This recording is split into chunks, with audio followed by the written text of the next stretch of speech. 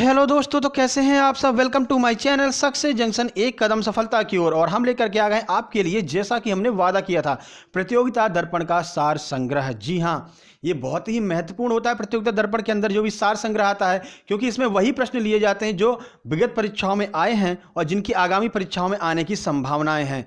तो बहुत से लोगों को टाइम नहीं मिल पाता है कि प्रतियोगिता दर्पण पढ़ पाएं, लेकिन प्रतियोगिता दर्पण के अंदर जो सार संग्रह है उसको पढ़ना बहुत ही ज़्यादा जरूरी होता है। तो उसी सार संग्रह को लेकर के हम आ गए। इसमें इतिहास के, भूगोल के, पॉलिटी के, कंप्यूटर के सारे प्रश्न यहाँ पर दिए रहते हैं जो महत्वपूर्ण प्रश्न होते हैं। तो उसी सीरीज को हम लेकर के आ गए। यहाँ पर हमने 3 सब्जेक्ट को क्लियर किया है। इसके आगे के 3 से 4 सब्जेक्ट हैं जिनको हम अगली वीडियो में क्लियर करेंगे।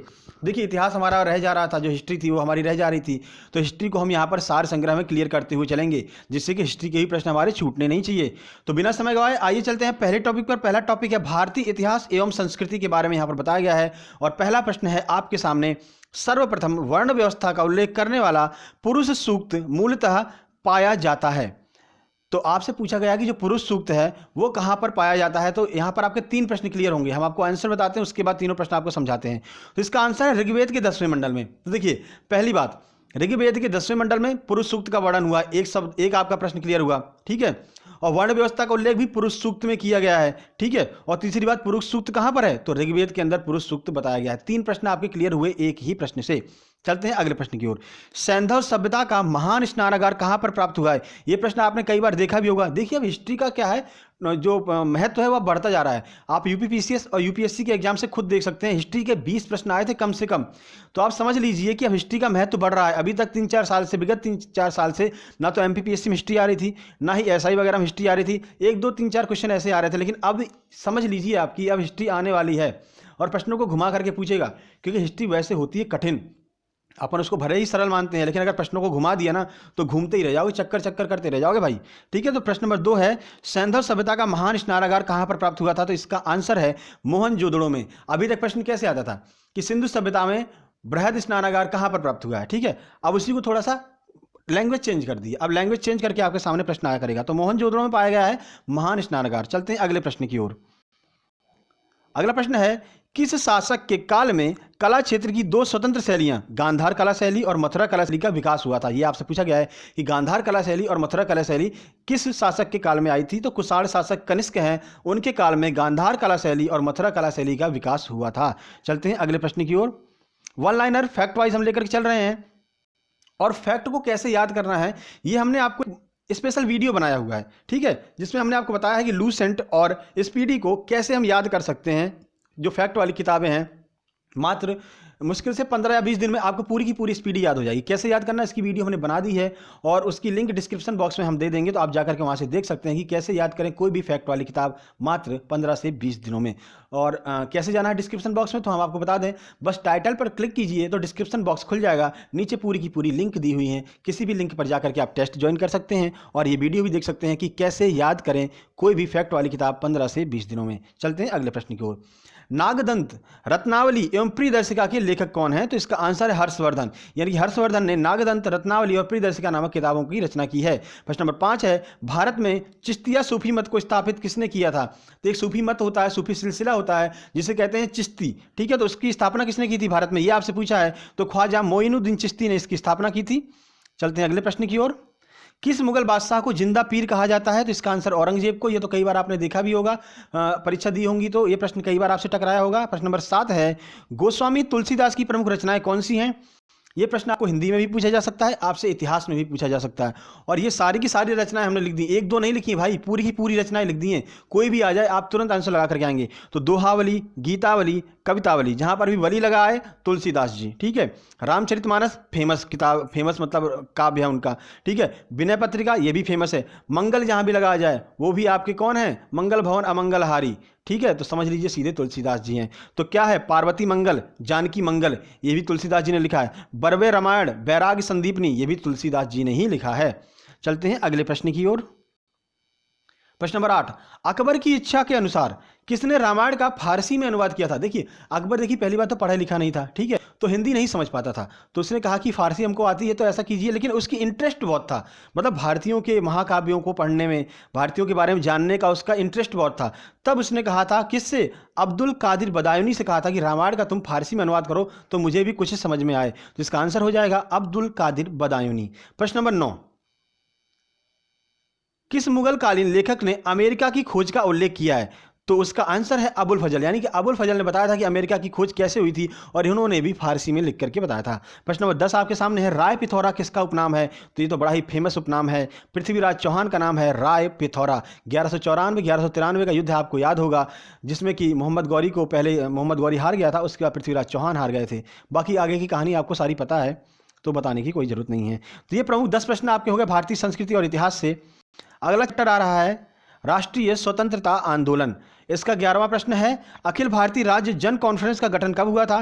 तो दिसंबर 1927 में गठन हुआ था अखिल भारतीय राज्य जन कॉन्फ्रेंस का। प्रश्न नंबर 12 की ओर चलते हैं, और ये देखिए बहुत ही महत्वपूर्ण प्रश्न, किस भारतीय नेता ने जर्मनी और ब्रिटेन के बीच युद्ध को ऐसे अवसर के रूप में देखा जिसमें भारतीयों को उस स्थिति को अपने हित में लाभ उठाने का मौका मिलता हो? तो भाई सबसे चतुर और चालाक कौन थे? सुभाष चंद्र बोस, नेताजी सुभाष चंद्र बोस। जी हाँ, ये मतलब एक ऐसे व्यक्ति हैं कि उस टाइम पर हिटलर से जाकर के मिलकर आ गए थे।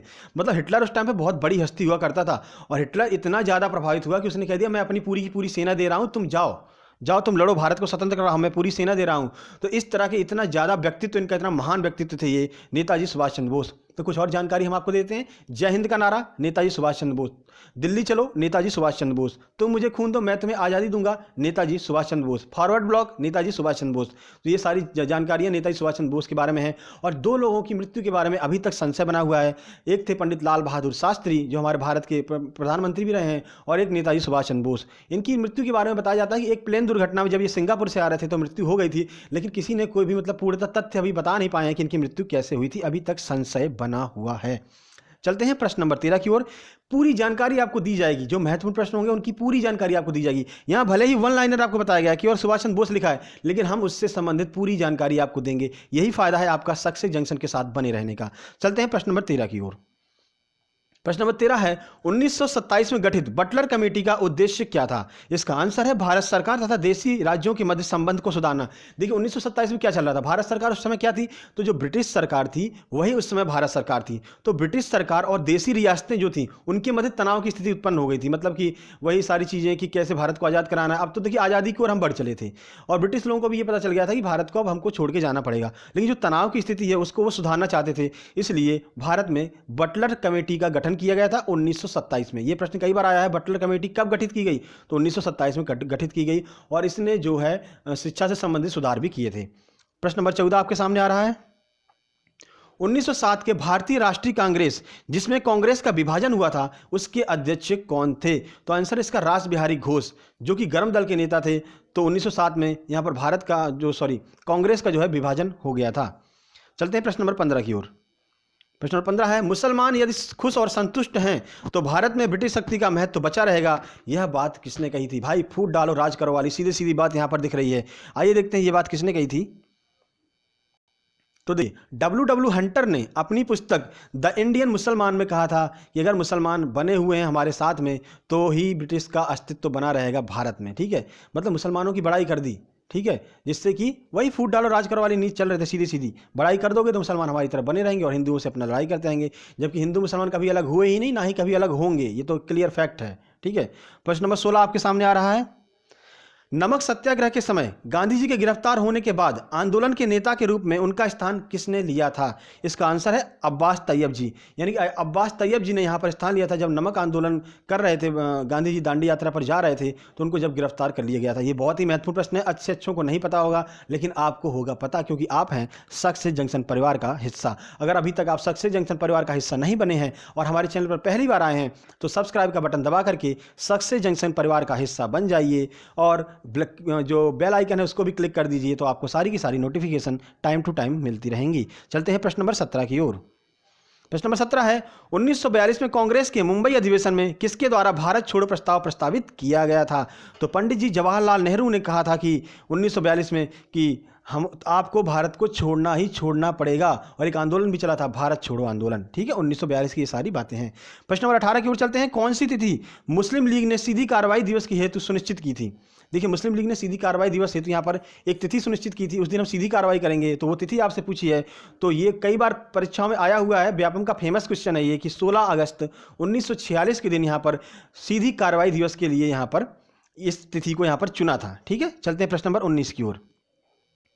ये आपके सामने प्रश्न नंबर 19। भारत के विभाजन से संबंधित माउंटबेटन योजना की सरकारी तौर पर घोषणा किस दिन की गई थी? तो इसका आंसर है 3 जून 1947 को। 3 जून 1947 को माउंटबेटन ने घोषणा कर दी कि भारत का विभाजन हो जाएगा और हम भारत को छोड़ करके जा रहे हैं। प्रश्न नंबर 20 आपके सामने आ रहा है। भारतीय स्वतंत्रता अधिनियम ब्रिटिश सरकार द्वारा कब पारित किया गया? तो अभी तक पूछा गया था कि कब घोषणा की थी, अब आपसे पूछ रहे हैं कि कब पारित कर दिया गया। तो 18 जुलाई 1947 को भारतीय स्वतंत्रता अधिनियम जो है, इंडियन इंडिपेंडेंस एक्ट, पारित कर दिया गया था 18 जुलाई 1947 को, और 15 अगस्त 1947 को भारत को आज़ाद करके अंग्रेज चले गए थे। चलते हैं, अगला चैप्टर आपके सामने आ रहा है, भारत एवं विश्व का भूगोल। तो तीसरा चैप्टर है, हमने 3 चैप्टर को यहाँ पर क्लियर किया है, बाकी के 3 से 4 चैप्टर बचे हैं, हम अगली सीरीज में क्लियर करेंगे। सार संग्रह बहुत ही ज़्यादा महत्वपूर्ण है आपके लिए आगामी परीक्षाओं हेतु। प्रश्न नंबर 21 है, नाथुला दर्रा कहाँ पर अवस्थित है? तो इसका आंसर है सिक्किम में। सिक्किम में स्थित है नाथुला दर्रा। तो आप कैसे याद कर सकते हैं? देखिए, अगर आपसे कोई कहता है सिक्के चबा लो, तो भाई सिक्के मुंह से चबा सकते हो, नाक से तो नहीं चबा सकते हो, और नाक का एक दूसरा नाम क्या होता है? नथुना। नथुना होता है ना। तो नाथुला दर्रा कहाँ पर स्थित है? तो सिक्किम में स्थित है। हम नथुने से जो है सिक्का नहीं चबा सकते हैं, तो नाथुला दर्रा सिक्किम में स्थित है। अब आप कभी भी नहीं भूलेंगे। प्रश्न नंबर 22 की ओर चलते हैं। कौन सा ग्रह सर्वाधिक प्राकृतिक उपग्रह वाला ग्रह है? तो इसका आंसर है बृहस्पति, जिसके 67 उपग्रह हैं। लगभग सभी को यह बात पता है। प्रश्न नंबर 23 की ओर चलते हैं। सूर्य से दूरी के क्रम में कौन से 2 ग्रह मंगल और यूरेनस के बीच में आते हैं? तो इसका आंसर बृहस्पति और शनि जो है वो मंगल और यूरेनस के बीच में आते हैं सूर्य से दूरी के क्रम में। ये बात आप ध्यान रखिए, बुध शुक्र पृथ्वी मंगल, शनि अरुण और वरुण यम। ठीक है, ये हो गया क्रम। तो सीधे सीधे आपको पता चला बृहस्पति और शनि यहाँ पर बीच में आ रहे हैं, मंगल और यूरेनस ग्रह के बीच में। प्रश्न नंबर 24 आपके सामने आ रहा है। 0 डिग्री अक्षांश तथा 0 डिग्री देशांतर कहाँ पर अवस्थित है? ये आपसे पूछा गया है। तो इसका आंसर है अटलांटिक महासागर में अवस्थित है 0 डिग्री अक्षांश और 0 डिग्री देशांतर। प्रश्न नंबर 25 आपके सामने आ रहा है। महाद्वीपों में से किस महाद्वीप में देशों की संख्या सर्वाधिक है? तो इसका आंसर अफ्रीका महाद्वीप में 54 देश अवस्थित हैं।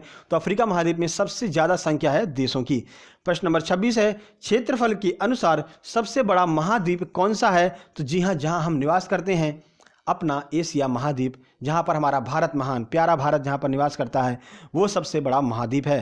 प्रश्न नंबर 27 आपके सामने है, ओंकारेश्वर परियोजना किस नदी पर अवस्थित है? तो आइए इसका आंसर देख लेते हैं। तो नर्मदा नदी पर अवस्थित है ओमकारेश्वर परियोजना, और ये एमपी का क्वेश्चन है। तो एमपी आपके लिए बहुत ही ज़्यादा महत्वपूर्ण है, जो कि क्योंकि एमपी में मध्य प्रदेश पुलिस आरक्षक की वैकेंसी आने वाली है, एमपी एसआई की वैकेंसी आने वाली है, एमपी पटवारी की वैकेंसी आने वाली है। ठीक है, लेबर इंस्पेक्टर की वैकेंसी आने वाली। तो एमपी, और ऐसा नहीं कि केवल एमपी वाले, हर स्टेट के लोग एमपी में एग्जाम दे सकते हैं, फॉर्म भर सकते हैं। तो सबके लिए महत्वपूर्ण है ये प्रश्न कि ओंकारेश्वर परियोजना कहाँ पर है? तो नर्मदा नदी पर है। और मध्य प्रदेश के बारे में तो भाई बात ही क्या करना, बहुत सारी चीज़ें हम आपको बता चुके हैं। क्या एक बार फिर से रिवीजन करा दें?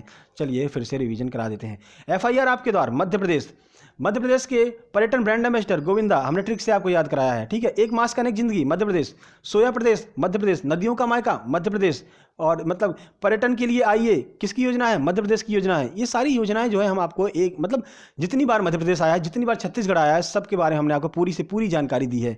ये आपको फायदा यहाँ पर मिलने वाला है। ये एक्स्ट्रा चीज़ें हैं, जैसे कि आप खाना खाने गए भाई, तो पीछे से वो भी मिल जाता है ना कि लो भाई सौंफ भी खा लो और शक्कर भी खा लो, यानी माउथ फ्रेश भी कर लो। तो ये वो माउथ फ्रेश वाला सिस्टम है, मतलब प्रश्न तो आपको पता चलेगा, माउथ फ्रेशर के रूप में हम आपको ये जानकारी भी देंगे। प्रश्न नंबर 28 आपके सामने आ रहा है। भारत के उत्तरी मैदान में शीत ऋतु में वर्षा होती है, उसका रीजन क्या है? क्यों शीत ऋतु में वर्षा होती है भारत के उत्तरी मैदानों में? इसका आंसर है पश्चिमी विक्षोभ से। पश्चिमी विक्षोभ के कारण भारत के उत्तरी मैदानों में शीत ऋतु में भी वर्षा होती है। प्रश्न नंबर 19 आपके सामने आ रहा है। किस नदी के तट पर बद्रीनाथ का प्रसिद्ध मंदिर स्थित है? तो इसका आंसर है अलकनंदा नदी के तट पर बद्रीनाथ का प्रसिद्ध मंदिर स्थित है। और कहां पर? उत्तराखंड में। अब उत्तराखंड आ गया। उत्तराखंड की जो है ग्रीष्मकालीन राजधानी गैरसैंण, हमने आपको बताया है। सस्पेंशन ब्रिज कांच का कहां बन रहा है? उत्तराखंड में। फूलों की घाटी उत्तराखंड। ये सारा जो है ना वो माउथ फ्रेशनर, वो हम आपको हर प्रश्न के साथ में देते रहेंगे। ठीक है, ये आपको फायदा मिलने वाला है। प्रश्न नंबर 30 की ओर चलते हैं।